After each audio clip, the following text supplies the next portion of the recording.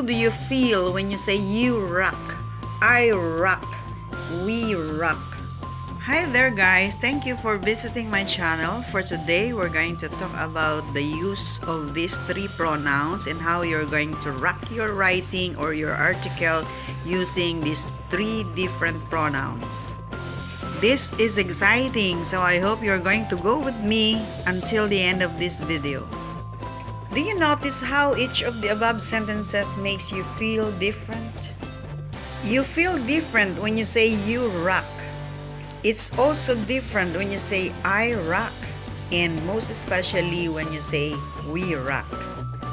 It is important to think about when to use which pronoun because switching a pronoun can change how a person feels about what they're reading. So the emotion that you're going to bring out to your readers will depend on the kind of pronoun you're going to use in your article. In this video, I'm going to teach you when to use and when not to use these pronouns, I, you, and we. Let us examine the big three pronouns and see when to use each one. Okay. Let us begin with you. You is the direct pronoun. You is a special pronoun. It makes the discussion a one-on-one conversation. You grabs attention in the same way that hearing your name does. It's the most direct way to address the reader. So when you use you are directing your conversation to your reader. It's like a conversation between you and the reader. Definitely, you will get the attention of the reader because it is as if you are calling his name, okay? It sounds very personal because you are directing your conversation to your reader. Saying you does two things. One, it gets the reader's attention. Okay, of course, you get the reader's attention because it is a direct statement. Number two, it increases their emotional attention in what you are saying. And because it is a direct statement, it increases their emotional attention. Okay, so this is more effective. When to use you. Number one, when you have something important to say. Okay, number two, when you want your readers to take your words to heart. And number three, in positive prose. Okay, example, you can do it. You're going to win. I believe in you. Okay, that's positive. When not to use you. Okay, there are two things in which you need not to use you. Okay, number one, when doing so, will label your reader. Okay, example, if you don't read this book, you are not a learner. In short, do not label your reader or do not accuse your reader of something else, especially if it is a negative one. Okay, in number two, in negative prose. Example, you are weird. Okay. Do not direct a negative statement to your reader. Okay. Let's go to the pronoun we. The pronoun we is the community pronoun. We is personal but less so than you. It rarely sounds accusatory. Can you guess why? Why it does not sound accusatory? Because we includes yourself. Okay.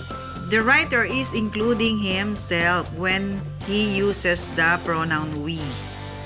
When to use we. Number one, when talking about an issue common to the general population. Example, we have a hard time staying awake when we don't get enough sleep. Okay, so everybody knows this. This is a general knowledge. Okay, number two, when you want to establish a common vibe. Example, we can beat this. We are all in this together.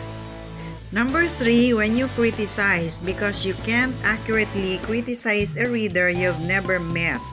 Okay, example, we humans often lose our temper when our ego is bruised.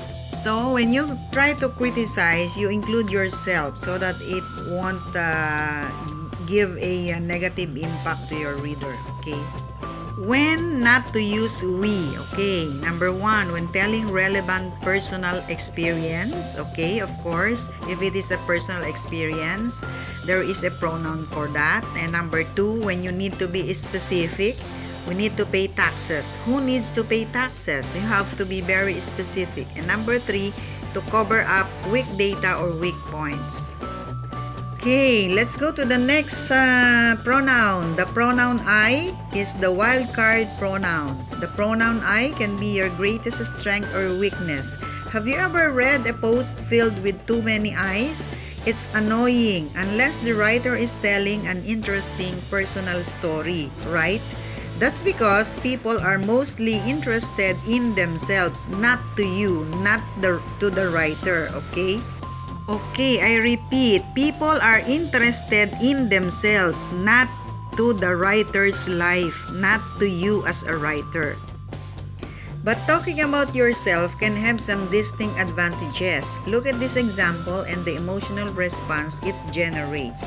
When it comes to being thankful, I am the worst. In some cases, it is helpful to use I in your article. It depends on the kind of article that you're going to do. And to use pronoun I. Number 1, to share personal experiences. Number 2, when you express an opinion, I recommend doing this infrequently. Number 3, to show humility or self-deprecating humor, a very powerful writing technique that most writers use. Okay. When not to use I. Number 1, while having an opinion rant. Number 2, when you want readers to feel included. Okay.